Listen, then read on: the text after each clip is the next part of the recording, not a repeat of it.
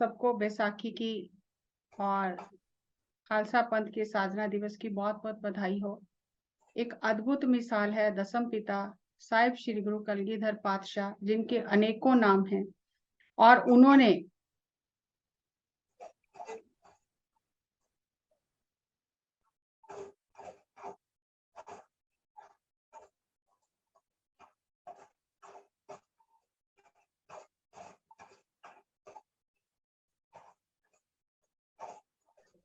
मुर्दा हुई मानवता में एक नई रूह फूंक दी। और उनकी जो वाणी है, अद्भुत वाणी है, उनका व्यक्तित्व बहुत अद्भुत है। और गुरु गोविंद सिंह जी के बारे में वाणी में ये उनके उस्तक में कहा गया है, वाह वाह गोविंद सिंह आपे गुर चेला, गुरु भी है चेला भी आप ही हैं। और उन्होंने खालसा पंथ को इतना अपने करीब रखा और कहा, खालसा मेरो रूप है खास, ये मेरा खास रूप है। खालसे में हूँ करो निवास, मैं इस खालसे के अंदर ही निवास करता हूँ। तो कितना उन्होंने खालसे को मान दिया है। तो आज थोड़ा सा इस बारे में हम विचार करेंगे और उनके सिद्धांतों पर विचार करेंगे। जैसा कि मैंने पहले भी कहा कि किसी भी गुरु के जीवन से हम सारा कुछ नहीं विचार कर सकते। बहुत अद्भुत साखियां हैं, कितने ग्रंथ लिखे जा सकते हैं, लेकिन जो हमें सिद्धांत दिए हैं, जीवन में पालन करना जरूरी है, वो हम जीवन में उतार लें तो हमारा जीवन धन्य हो जाएगा। दसम पिता ने कहा, खालसा मेरो पिंड प्राण, पिंड शरीर, प्राण जो इस शरीर में प्राण बहते हैं। तो उन्होंने कहा खालसा जो है वो मेरा पिंड प्राण है, खालसा मेरी जान की जान। एक बार सोच के देखो कि कितना प्यार दिया है उन्होंने खालसे को, कहा मेरी जान की भी ये जान है।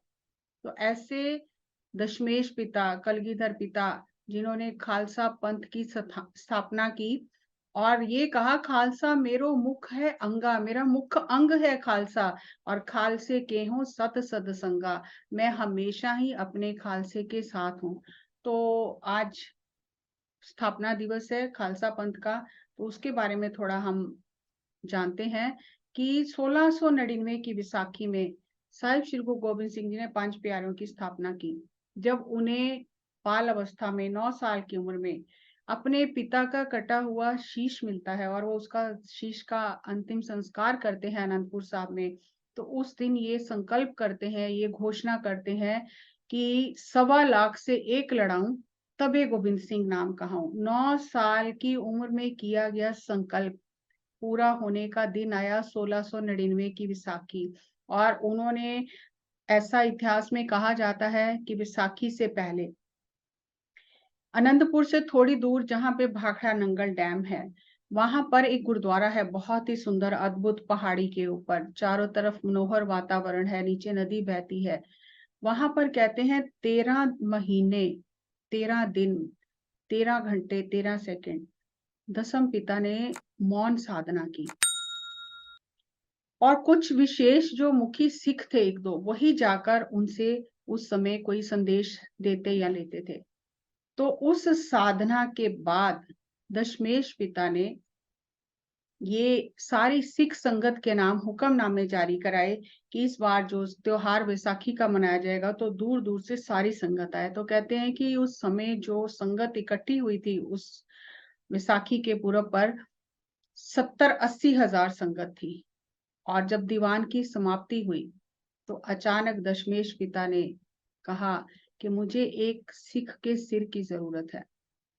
तो सारी संगत में सन्नाटा छा गया कि गुरुजी क्या कह रहे हैं।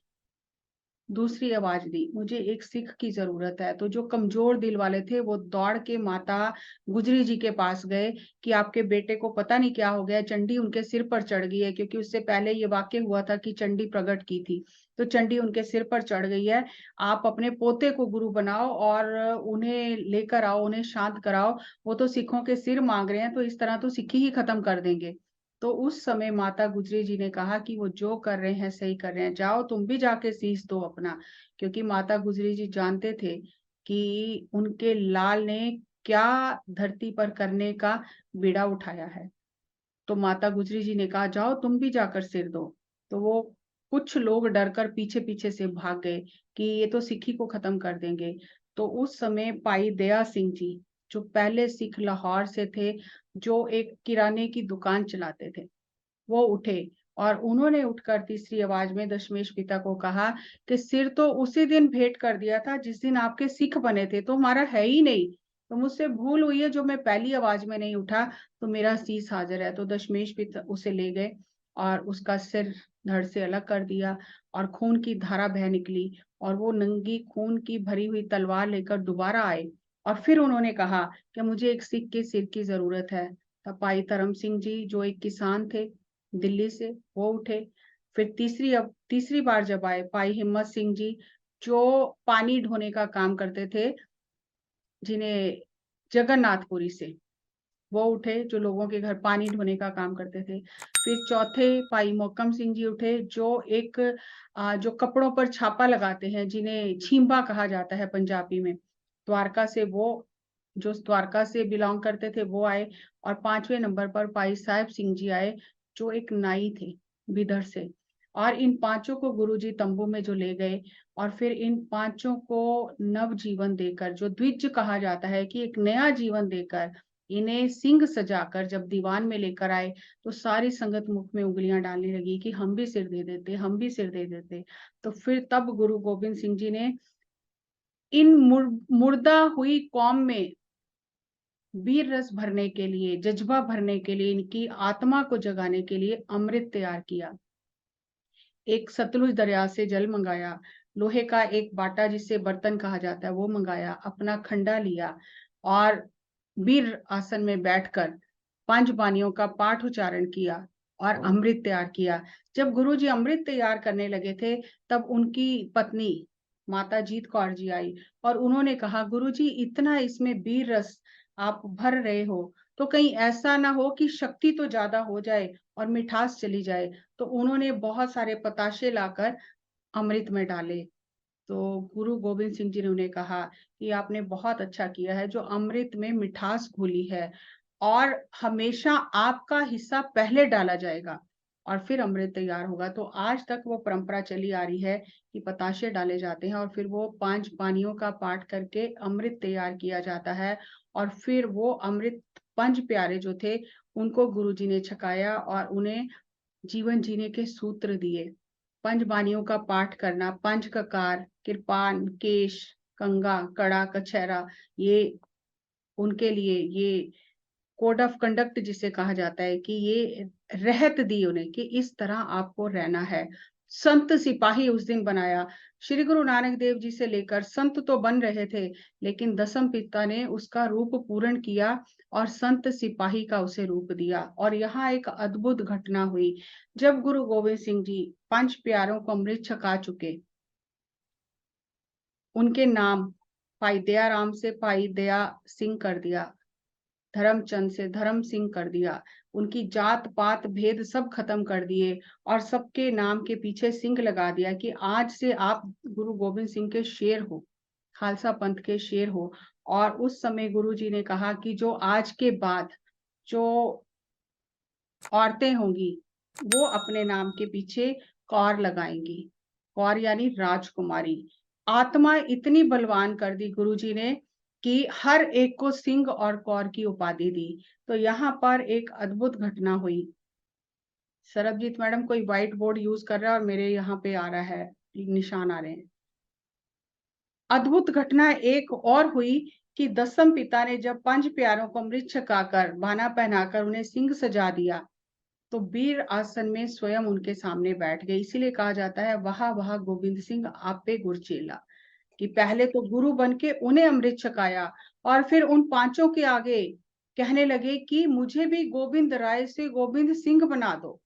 तो भाई दयाल सिंह जी कहने लगे गुरुजी आप ही ने तो हमें गो सिंह बनाया है और आप हमें कह रहे हो कि मुझे गोविंद राय से गोविंद सिंह बना दो। तो दसम पिता ने कहा कि मेरे खालसे में ये ताकत है, वो मुझे गोविंद राय से गोविंद सिंह बना सकता है।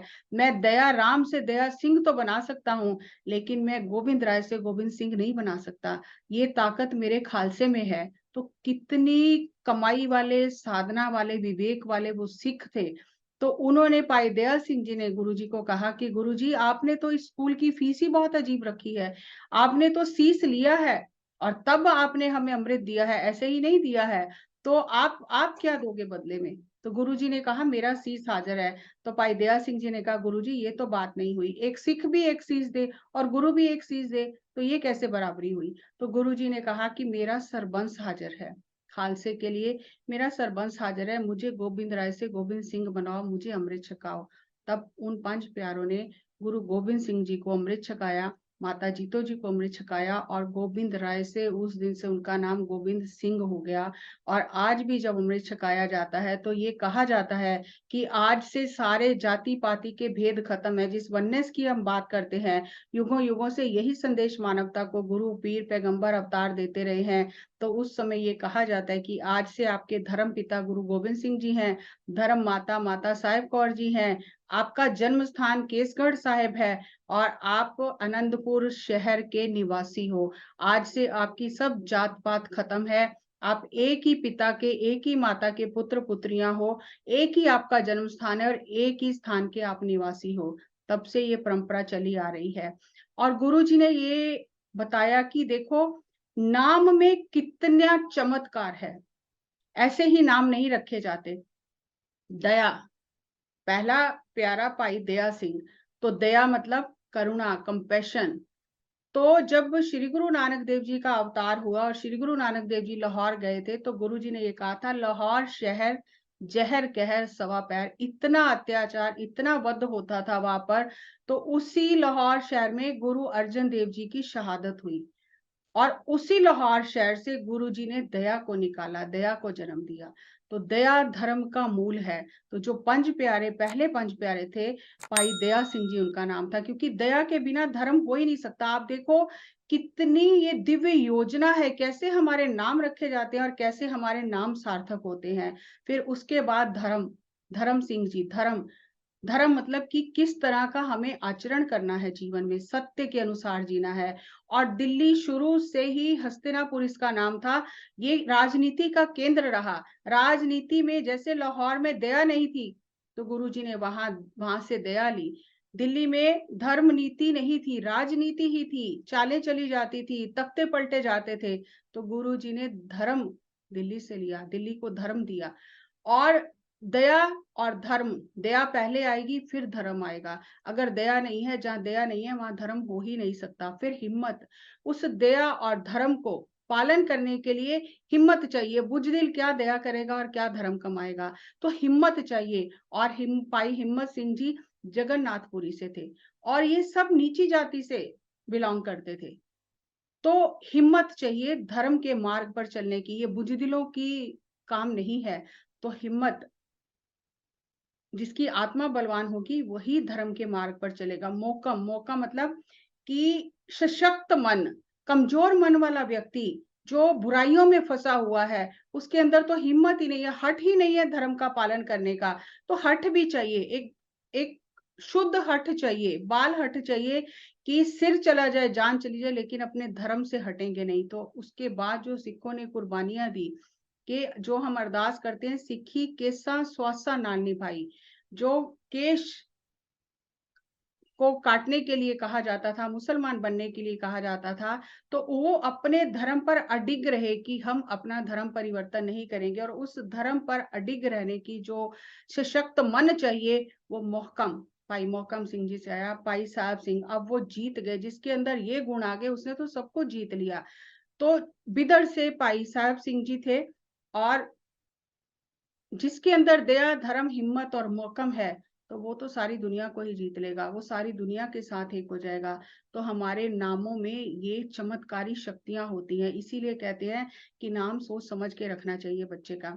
और सिख धर्म में ये परंपरा है कि जब बच्चे का नाम रखा जाता है तो श्री गुरु ग्रंथ साहब जी के आगे जाके अरदास की जाती है, प्रसाद कराया जाता है और जो भी उस दिन का हुक्मनामा होता है, उसका जो पहला अक्षर होता है उससे वो नाम रखा जाता है। तो उसमें दिव्य एक ऊर्जा उस नाम में आ जाती है। तो श्री गुरु जी ने अपने जो साहबजादे थे उनके नाम भी ऐसे रखे कि नाम से ही अंदर शक्ति का संचार हो जाता है। बाबा अजीत सिंह जी, बाबा जोरावर सिंह जी, बाबा जुझार सिंह जी, बाबा फतेह सिंह जी। अब आपको ये बहुत हैरानी की बात है कि बाबा क्यों लगाया जाता है, जबकि वो तो बाल अवस्था में थे। लेकिन बाबा इसलिए लगाया जाता है कि शरीर से वो चाहे बाल अवस्था में थे, लेकिन आत्मा बुजुर्गी की थी, आत्मा बहुत उन्नत थी। जैसे जो बहुत उन्नत होता है, जो बुजुर्ग हो जाता है, उसे हम बाबा कहते हैं। तो आत्मा के स्तर पर वो इतनी उन्नत आत्माएँ थी, चाहे वो बाल अवस्था में थी, लेकिन उन्हें हम बाबा सत्कार से बाबा अजीत सिंह जी, बाबा जोरावर सिंह जी, बाबा जुझार सिंह जी, बाबा फतेह सिंह जी कहते हैं। एक यहाँ पे बहुत सुंदर उदाहरण आता है कि महाराजा रणजीत सिंह, जैसे उनका नाम ऐसे सिखों के जो नाम थे, महाराजा रणजीत सिंह हो गया, भाई उदय सिंह, भाई धर्म सिंह, भाई फतेह सिंह, ऐसे जो नाम होते थे, नाम से ही जो मुसलमान होते थे, वो डर जाते थे पठान। और जो पहले नाम रखे जाते थे गरीबदास,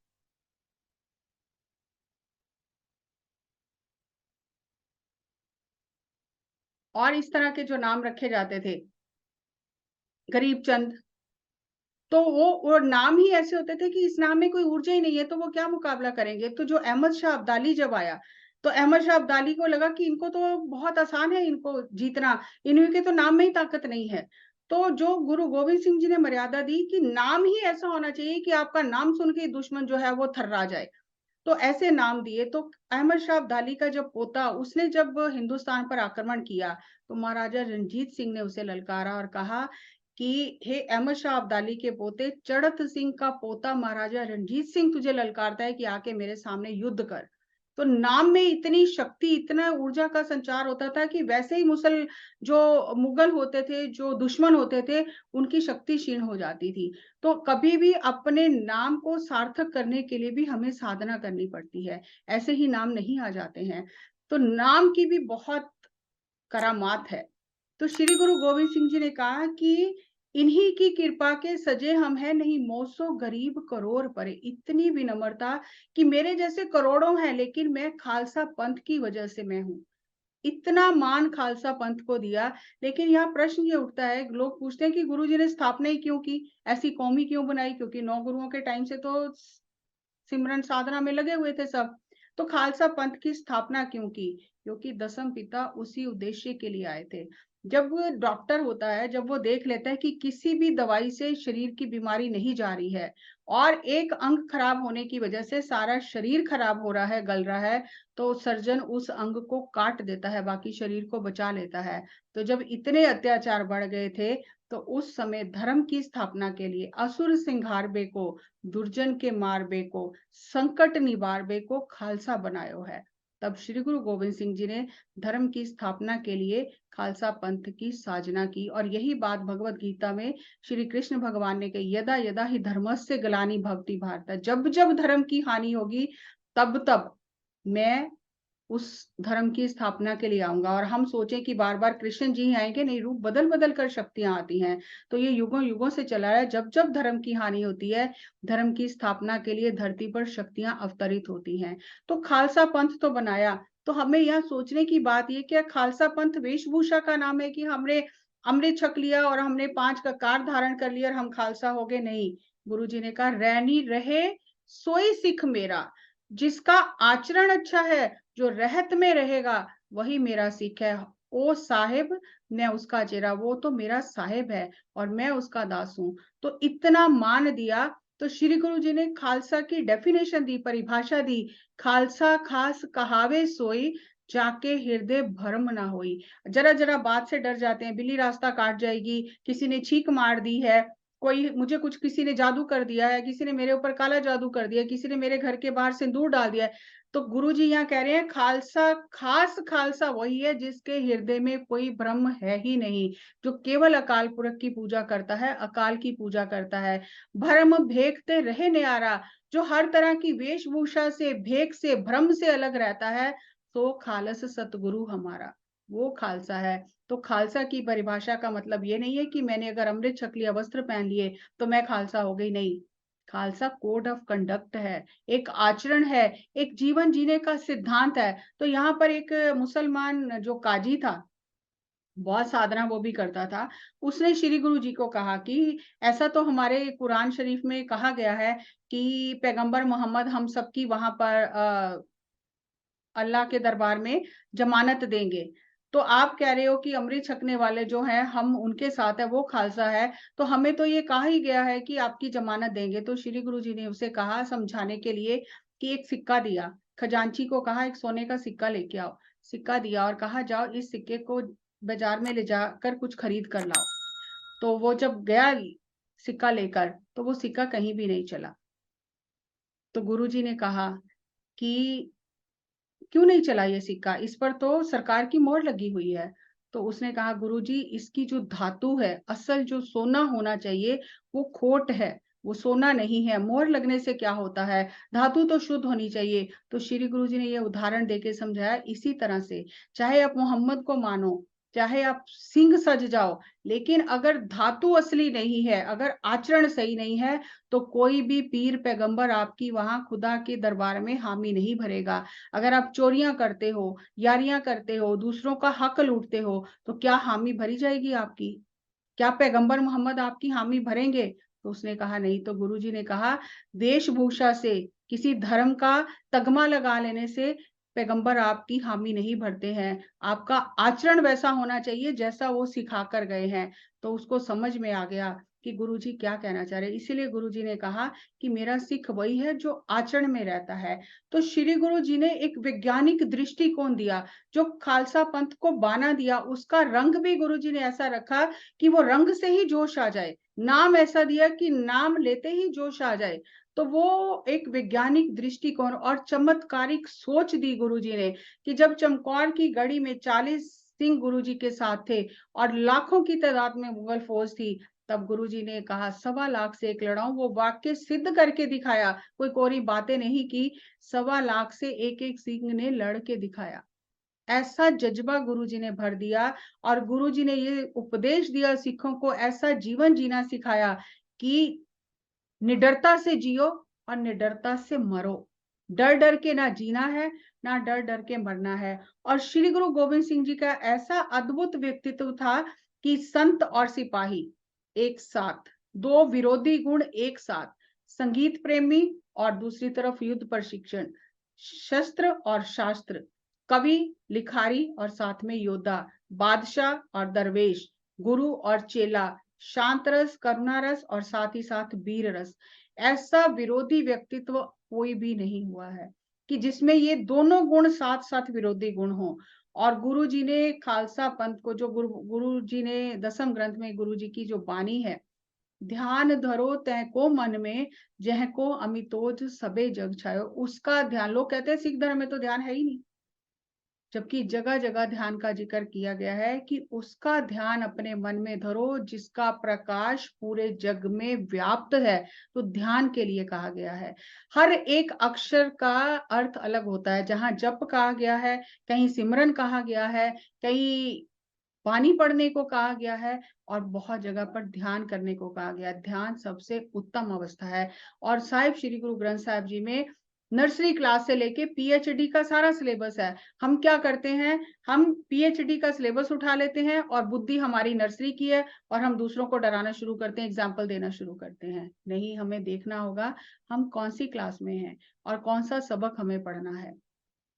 तो ये श्री गुरु जी ने एक बहुत ही और अद्भुत, जो गुरु जी के चरित्र की बात है, कि जब युद्ध हुए और श्री गुरु ग्रंथ साहिब जी जो था, वो जो उनके दूसरे जो सोडी वंश के भाई थे उनके पास था। और जब सारे युद्ध होने के बाद कहा गया कि सिखों ने कहा गुरु जी गुरु ग्रंथ साहब लेकर आते हैं। तो जब गुरु जी ने सिखों को भेजा तो उन्होंने देने से मना कर दिया, और उन्होंने कहा कि इतने गुरु हैं तो नया गुरु ग्रंथ साहब बना ले, हमसे क्यों मांग रहे हैं। अभी हमने एक दिन पहले श्री गुरु अर्जन देव जी का प्रकाश पुरब मनाया। श्री गुरु अर्जन देव जी ने जब गुरु ग्रंथ साहब की संपादना की, उनके पास पहले गुरुओं की बाणी थी, कुछ बाणी थी और कुछ उन्होंने उचारी और सारी को संपादन किया। लेकिन जब गुरु गोविंद सिंह जी के पास जब सिखों ने आकर कह दिया कि वो धीरमल जी नहीं दे रहे हैं, वो कह रहे हैं खुद उच्चारण कर लें बानी, तो उन्होंने कहा गुरु जी एक बार दोबारा जाते हैं। तो साहिब श्री गुरु गोविंद सिंह जी ने तब सिखों को कहा कि नहीं, अब जाने की जरूरत नहीं है, क्योंकि इतने गुरुओं ने, 9 गुरुओं ने जो मेहनत की है, अगर आज हम गुरबानी का उच्चारण नहीं करते, श्री गुरु ग्रंथ साहब का पुनः संपादन नहीं करते, तो जो 9 गुरुओं ने मेहनत की है, सिखों के मन में ये संदेह आ जाएगा कि दसम पिता ने बानी उचारी नहीं और उनसे मांगी। तो उन्होंने जो कहा है कि पूरा गुरु है तो अपनी बानी खुद उच्चारें, दूसरा लिख लें गुरु ग्रंथ साहब। तो अब हमें ये काम करना पड़ेगा, नहीं तो सारी मेहनत पर, और जब संदेह हो जाएगा तो फिर कभी भी गुरु पर भरोसा नहीं कर सकेंगे। तब साहिब श्री गुरु गोविंद सिंह जी ने दमदमा जो स्थान है बठिंडा में, वहां बैठकर पानी का उच्चारण किया, और बाबा दीप सिंह जी ने कलम बनाने की और सही बनाने की सेवा ली, और भाई मनी सिंह जी ने बैठकर पूरा श्री गुरु ग्रंथ साहब का पुनः संपादन किया। और उस समय साहिब श्री गुरु गोविंद सिंह जी ने उसमें गुरु तेग बहादुर जी की बानी को भी उसमें एकत्रित किया। तो 6 गुरुओं की बानी श्री गुरु ग्रंथ साहब में अंकित है। और जहां युद्ध 14 युद्ध गुरु जी ने किए नहीं, बल्कि बचाव के युद्ध किए। जब मुगल सेना आ ही जाती थी युद्ध करने, तो बचाव के लिए रक्षात्मक युद्ध किए 14, और 14 के 14 जंग जीते। और गुरु जी संदेश क्या दे रहे हैं? मानस की जात सबे एके पहचान को, मानव सेवा ही माधव सेवा है। जहां करुणा है वहां करुणा निधान है, जहां दया है वहीं दयावान है। तो एक सिख हुए हैं भाई कन्हैया जी, वो दुश्मनों को भी पानी पिलाते थे। तो जब उनकी शिकायत गुरुजी के पास की गई कि गुरुजी हम युद्ध करते हैं, दुश्मनों को मारते हैं, ये दुश्मनों को पानी पिला के फिर उन्हें खड़ा कर देते हैं, वो फिर हमसे युद्ध करने लग जाते हैं, हमें समझ नहीं आ रही है हमारी तरफ है कि दुश्मनों की तरफ है। जब सिखों ने शिकायत की और गुरुजी ने उन्हें बुलाया और कहा आप दुश्मनों को पानी पिलाते हो, तो भाई कन्हैया जी ने कहा, उनकी अवस्था ऐसी हो गई थी ब्रह्म ज्ञान की, उन्होंने कहा गुरुजी मैं तो जब भी पानी डालता हूँ आपके मुंह में पानी डालता हूँ, कौन दुश्मन कौन मित्र मुझे तो पता ही नहीं है। जब आप पानी मांगते हो मैं आपके मुंह में पानी डाल देता हूँ, मुझे तो पता ही नहीं है कि कौन दुश्मन है कौन मित्र है। तो श्री गुरु गोविंद सिंह जी इतना खुश हो गए, उन्होंने गले से लगा लिया और अपने पास से मरम पट्टी दी और कहा कि जहां आप पानी पिलाते हो वहां मरम पट्टी भी कर दिया करो। तो भाई नंदलाल जी जो मुख्य कवि थे, गुरु जी के पास 52 कवि होते थे उनके दरबार में। जहां युद्ध प्रशिक्षण चलता था, सत्संग चलता था, कथा कीर्तन सुबह चलता था, वहां शाम को कवि दरबार भी लगता था, और कवियों को बहुत इनाम देते थे गुरुजी उनकी रचनाओं पर। तो उसमें भाई नंदलाल जी उनके श्रोमणी कवि थे। तो श्री गुरु गोविंद सिंह जी ने अपनी वाणी में कहा, खलक खालक की जान के खलक दुखावे नाही, खलक दुखे नंदलाल जी खालक कोपे ताहे। अगर परमात्मा की ये सृष्टि जानकर किसी को दुख ना दे, और जब सृष्टि में किसी को दुख दिया जाता है तो वो परमात्मा तक पहुंचता है, परमात्मा क्रोधित हो जाता है। सुनो नंदलाल एहो सच प्रकट कराऊं अपने राज। वो कहते हैं नंदलाल जी मैं सच कह रहा हूं, मैं अपना राज आपको बता रहा हूँ। 4 वरण एक वरण कराऊं, वाहिगुरु का नाम जपाऊं। मैं चारों वर्णों को एक करके वाहिगुरु का नाम जपा रहा हूँ। और यहाँ पे लोगों को लगता है कि वाहिगुरु मंत्र तो सिखों का है, लेकिन नहीं, कभी मैं ये भी क्लास लूंगी। वाह अक्षर सतयुग से लिया गया, वाह वासुदेव, हा हरि, गा गोविंद, और रा राम। ये 4 अक्षरों को 4 युग के 4 अवतारों के पहले पहले नाम के अक्षर को लेकर ये वाहिगुरु मंत्र बनाया गया, जो कलयुग में दिया गया। इसमें कभी फिर बात करेंगे। तो एक किया गुरु जी ने सबको, उनके लिए कोई बेगाना नहीं, कोई अपना नहीं, कोई पराया नहीं।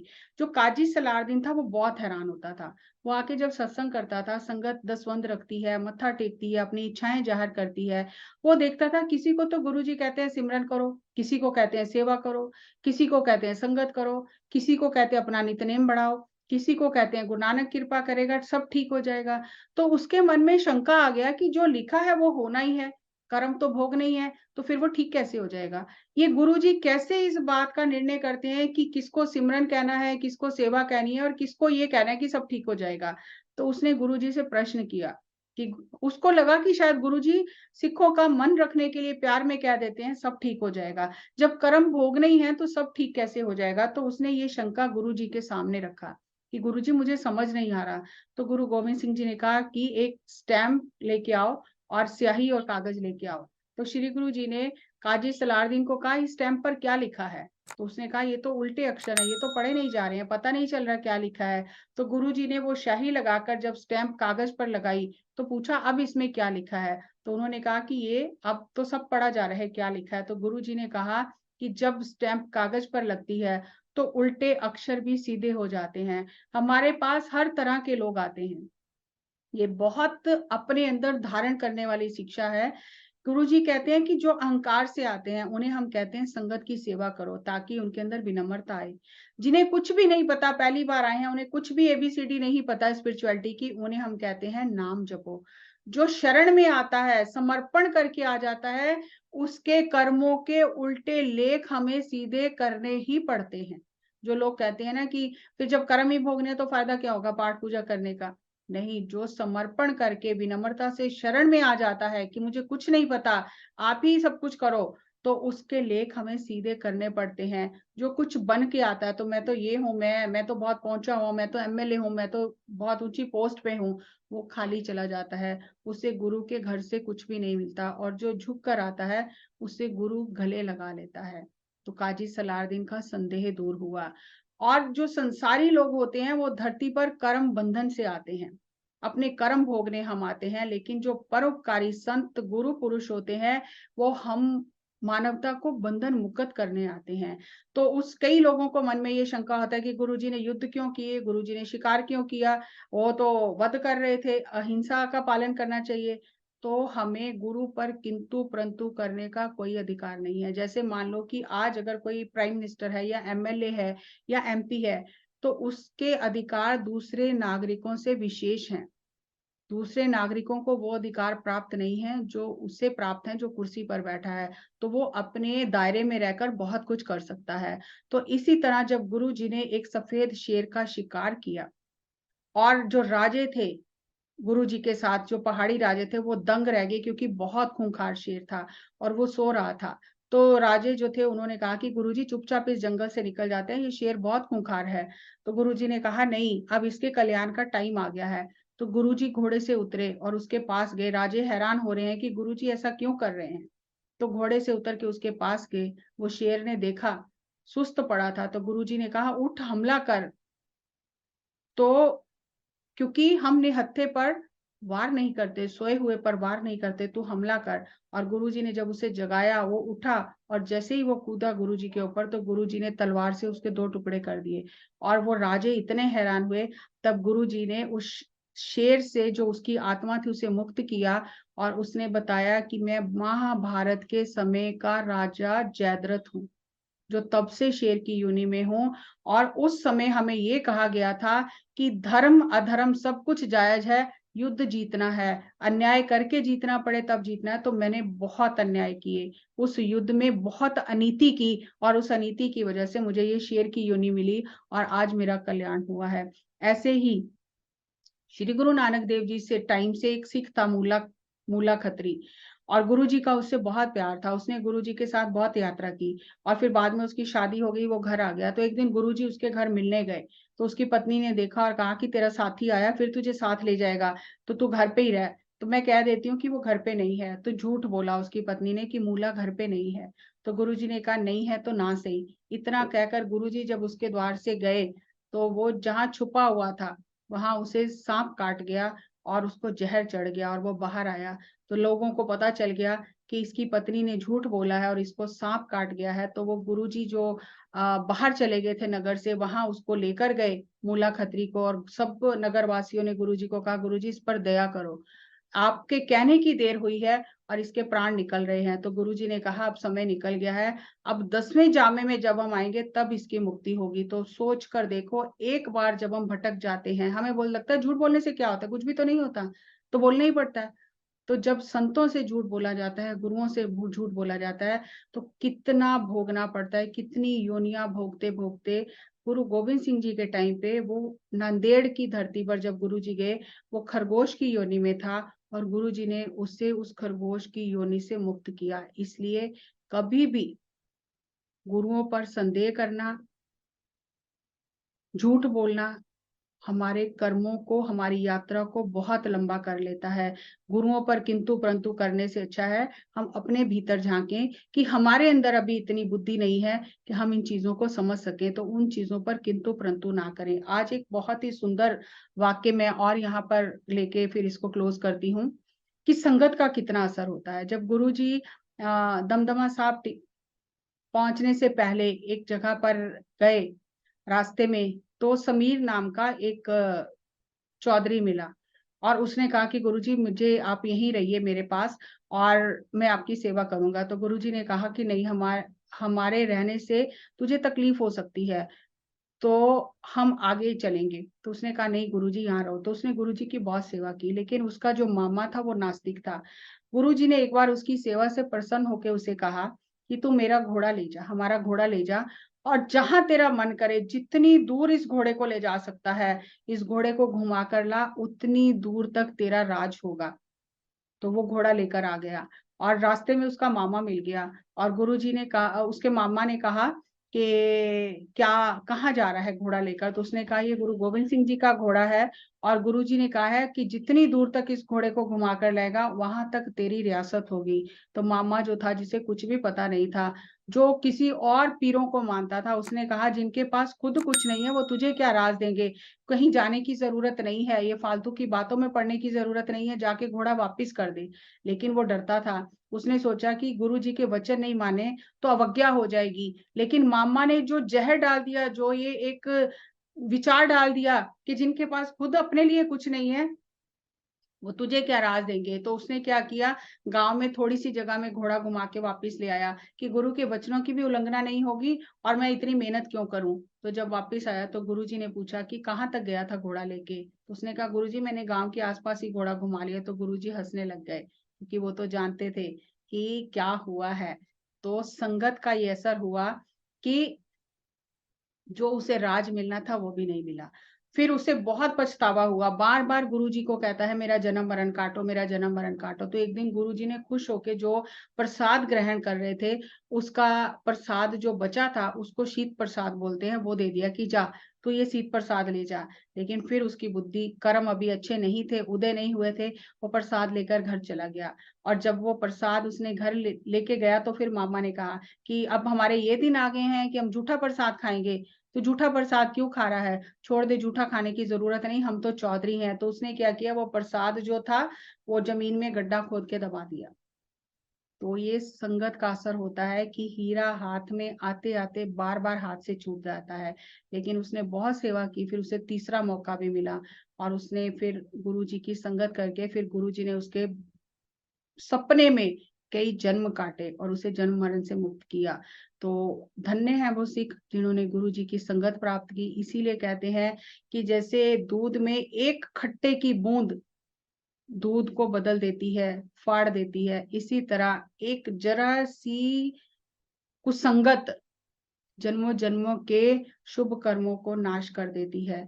तो हमें इन सब बातों का ध्यान रख के जागरूकता के साथ जीवन जीना है, ताकि हम इस अनमोल ये जो मनुष्य देही हमें मिली है, इसमें कुछ अच्छे कर्म करके जाएं, अच्छे बीज डालकर जाएं। समय के हिसाब से जो भी मैं आपको बता सकी मैंने बताने का प्रयास किया। आप सबका बहुत बहुत धन्यवाद, आपने इतने प्रेम से सुना।